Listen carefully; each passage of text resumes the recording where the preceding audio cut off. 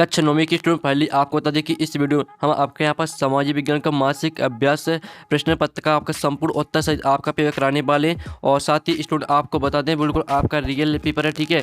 और साथ ही आप 20 में 20 नंबर लाना चाहते हैं तो इस वीडियो को ध्यान से देखना, संपूर्ण उत्तर सहित आपका पेपर कराया जाएगा, ठीक है।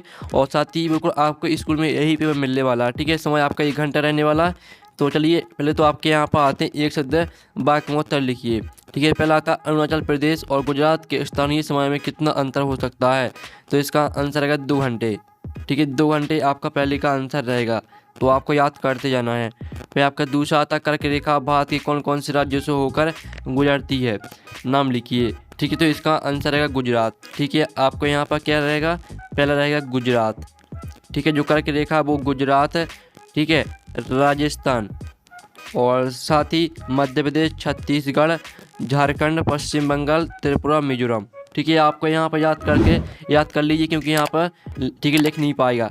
तो जो आपके यहाँ पर दिया कर्क रेखा भारत के कौन कौन से राज्य से होकर गुजरती है, तो आप सुन लीजिए, गुजरात, राजस्थान, मध्य प्रदेश, छत्तीसगढ़, झारखंड, पश्चिम बंगाल, त्रिपुरा, मिजोरम, ठीक है। साथ ही हम आपको लिखित आंसर दिखा देंगे तो टेंशन नहीं लेना है।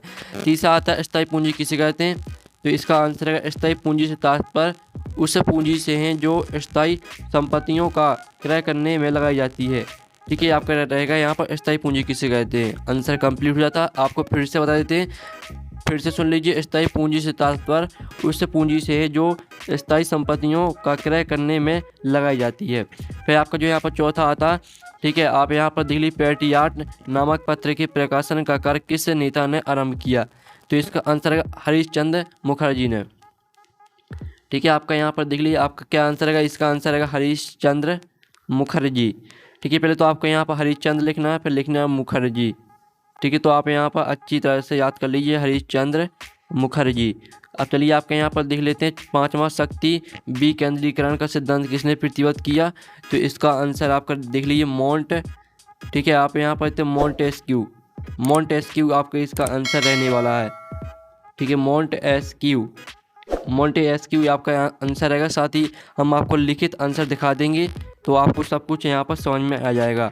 और छठवां आपका यहाँ पर आता, किस अवधि के दौरान चीन ने विश्व के इतिहास में अपना सबसे बुरा अकाल दर्ज किया, तो इसका आंसर रहेगा 1958 से, ठीक है, 1958 से 1961, ये आपका आंसर रहेगा, ठीक है। तो इस तरह से आपके जो एक शतवाक्य में होता है वो कंप्लीट हो जाते हैं। अब आते हैं आपके प्रश्न 2, निम्नलिखित प्रश्नों का उत्तर लिखिए, ठीक है। आपके 2 नंबर के प्रश्न आते हैं। तो आपका पहला प्रश्न आता है लोकतंत्र में अभिव्यक्ति की स्वतंत्रता के अधिकार का क्या महत्व है। फिर आपका दूसरा आता है किसी क्षेत्र में कौन सी बेरोजगारी पाई जाती है। फिर तीसरा आता है प्रेक्षण बेरोजगारी क्या है। चौथा आता है तृतीय क्षेत्र से क्या सा उदाहरण दीजिए। पाँचवा आता भारत के तीनों और विस्तृत जल राशियों के नाम लिखिए। छठवां आता सुएज नहर के निर्माण का भारत व यूरोप के व्यापार में महत्व को लिखिए, ठीक है। फिर आपका सातवां आता भारत में मानक समय की आवश्यकता क्यों है, बिंदुओं से स्पष्ट कीजिए, ठीक है। तो स्टूडेंट आप पहले यहाँ पर प्रश्न देख लीजिए, ये आपके प्रश्न 1 से लेकर जो 7 तक प्रश्न दिए गए 2 नंबर के। अब चलिए इनका जो आंसर है वो देख लेते हैं। आपने प्रश्न देख लिए होंगे, ठीक है। तो स्टूडेंट आप यहाँ पर देख लीजिए, ये रहा आपका जो आपके एक शतवाक्य में उत्तर दिए गए थे, आपको उसी का सॉल्यूशन है, ठीक है। आपका लिखित सॉल्यूशन, पहले का आंसर 2 घंटे और दूसरे का आंसर गुजरात, राजस्थान, मध्य प्रदेश, छत्तीसगढ़, झारखंड, पश्चिम बंगाल, त्रिपुरा, मिजोरम। और दूसरे का जो तीसरे का आंसर है स्थायी पूंजी से तात्पर्य, तो यहाँ पर स्थायी पूंजी से तात्पर्य उस पूंजी से है जो स्थायी संपत्तियों का क्रय करने में लगाई जाती है, ठीक है। आप यहाँ पर देख लीजिए। और साथ ही आप यहाँ पर देख लीजिए हरीश चंद्र मुखर्जी आपका चौथे का आंसर रहने वाला था। पाँचवें का आंसर आपका मोंटेस्क्यू, छठवें का आंसर 1958 से 1961। अब चलिए जो आपका प्रश्न दूसरा दिया गया था, तो प्रश्न दूसरे का पहले वाले का आंसर देख लेते हैं। जो आपका दिया था लोकतंत्र में अभिव्यक्ति की स्वतंत्रता के अधिकार का क्या महत्व है, आपको उसी का उत्तर है, ठीक है। तो पूरा याद कर लेना है। अब चलिए आपका दूसरे प्रश्न का उत्तर जो आपका दिया था कृषि क्षेत्र में कौन सी बेरोजगारी पाई जाती है, तो यहाँ पर देख लीजिए प्रेक्षण बेरोजगारी भारत के कृषि क्षेत्र में पाई जाती है, ये आपका दूसरे का आंसर हो जाएगा। फिर जो आपका प्रश्न तीसरा दिया गया था, ठीक है, प्रेक्षण बेरोजगारी क्या है, तो आप यहाँ पर देख लीजिए प्रेक्षण बेरोजगारी वह बेरोजगारी है जो समग्र आर्थिक उत्पादन को प्रभावित नहीं करती। यह तब होता है जब उत्पादकता कम होती है और बहुत कम नौकरियों के लिए बहुत अधिक श्रमिक नियुक्ति किए जाते हैं। इस तरह से पूरा आपको याद कर लेना, ठीक है। आपका प्रश्न तीसरे का उत्तर कंप्लीट हो जाता है। फिर जो आपका प्रश्न चौथा दिया गया था तृतीय क्षेत्र से क्या आशा है, उदाहरण दीजिए। तो ये आपका यहाँ पर तृतीय क्षेत्र, ठीक है, तृतीय क्षेत्र अर्थव्यवस्थाओं का वह खंड है जो मूर्त वस्तुओं का उत्पादन करने के बजाय उपभोक्ताओं और व्यवसायों की सेवाएं प्रदान करता है। ठीक है, आप इसको उदाहरण देख लीजिए, खुदरा, आतिथ्य, वित्त, शिक्षा और स्वास्थ्य। ठीक है, ये आपको उदाहरण हो जाते हैं। फिर जो आपका प्रश्न 5 मत दिया गया, भारत के तीनों और विस्तृत जल राशियों के नाम लिखिए। तो ये आपका प्रश्न 5वें का आंसर। ठीक है, तो पूरा याद कर लेना है।